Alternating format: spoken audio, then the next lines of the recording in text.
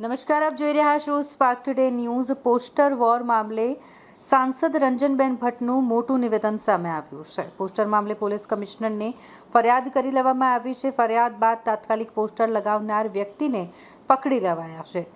આ બાદ કોંગ્રેસના કાર્યકરોની માનસિકતા સામે આવી રહી છે। આગળ પણ કોંગ્રેસ કાર્યકરોની પૂછપરછ કરવામાં આવી રહી છે। અન્ય જે પણ હશે તેમના નામ પણ બહાર આવશે।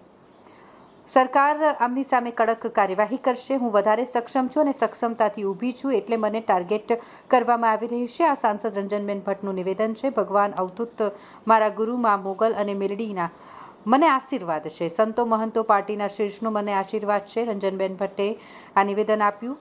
આ વખતે મારી લીડ વધશે। ગત ચૂંટણીના લીડનો પણ રેકોર્ડ હું તોડીશ। આ નિવેદન રંજનબેન ભટ્ટે આજરોજ આપ્યું છે। બિલકુલ જે રીતે આ નેગેટિવ વડોદરાને બદનામ કરવાનું કામ ચાલી રહ્યું હતું, આ વડોદરા શહેરના ભારતીય જનતા પાર્ટીના કાર્યકર્તાઓ ખૂબ શાંત બેઠા હતા અને સહનશક્તિની એક મર્યાદાને લિમિટ હોય, પણ મોડી રાત્રે જે રીતે આ પોસ્ટર લગાવવામાં આવ્યા અને સવારમાં જ્યારે ખબર પડી અને પોલીસ કમિશનરશ્રીને જ્યારે કમ્પ્લેન કરવામાં આવી, તો હું ચોક્કસ માનનીય મુખ્યમંત્રીશ્રી અને માનનીય ગૃહમંત્રીશ્રીનો ખૂબ ખૂબ આભાર માનું છું કે જે રીતે તાત્કાલિક સૂચના આપીને આ પોસ્ટર લગાવનાર વ્યક્તિને થોડા જ કલાકમાં પકડી લેવામાં આવે અને એ પકડ્યા પછી કોણ છે એ પણ ખબર પડી જાય। આ કોંગ્રેસના જે કાર્યકર્તાઓએ આ કર્યું છે એ એની માનસિકતા બહાર આવી છે અને આગળ પણ એમની પૂછતાછ ચાલુ છે। જે કોઈ વ્યક્તિ આમાં સામેલ હશે એની ઉપર કડકમાં કડક કાર્યવાહી સરકાર તરફથી કરવામાં આવશે। લાગે છે આ મોરું છે, પડદા પાછળના ખેલાડી કોઈ બીજા છે? જે કોઈ હશે એ આની પાસેથી પૂછતાછ કરીને ચોક્કસ પોલીસ કાર્યવાહી કરી રહી છે અને એ બહાર આવશે। બેનને જ ટાર્ગેટ કેમ? વારંવાર રંજનબેનને ટિકિટ મળી ત્યારથી કેમ ટાર્ગેટ કરવામાં આવી રહી છે?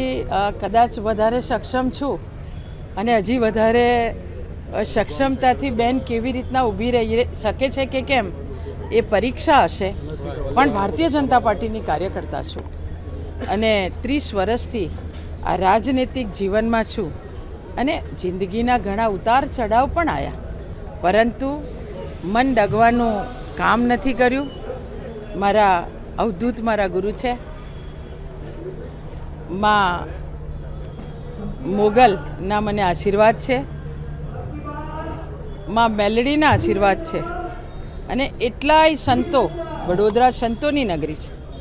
વૈષ્ણવાચાર્ય હોય કે સ્વામિનારાયણ ભગવાનના ત્યાંથી અમારા અનેક મંદિરોના સંતો હોય, દરેક જગ્યાએથી આ વડોદરાની બહેન આટલી સક્ષમતાથી જો કાર્ય વડોદરાની સેવા માટે કરી રહી હોય તો આ સંતોના આશીર્વાદ અને ભગવાનની તાકાત અને શક્તિથી છે, પરંતુ એની સાથે મારું ભારતીય જનતા પાર્ટીનું નેતૃત્વ અને ભારતીય જનતા પાર્ટીના કાર્યકર્તા એ અડીખમ સાથે રહ્યા હતા અને ચોક્કસ કાર્યકર્તા જે દિવસથી નામની ઘોષણા થઈ એ દિવસથી અડીખમ સાથે રહીને બૂથ સુધી જઈને કેવી રીતના અમારા પ્રદેશ અધ્યક્ષ આદરણીય CR પાટીલ સાહેબનો જે લક્ષ્યાંક છે એ લક્ષ્યાંક એટલે કે હું જે ગઈ 19માં જે લીડથી જીતી છું એ મારી લીડ તોડવાનું કામ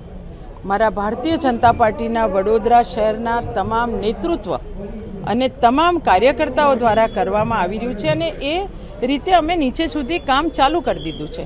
એટલે મને જો તાકાત મળી હોય તો મારા કાર્યકર્તા થકી મને મળી છે।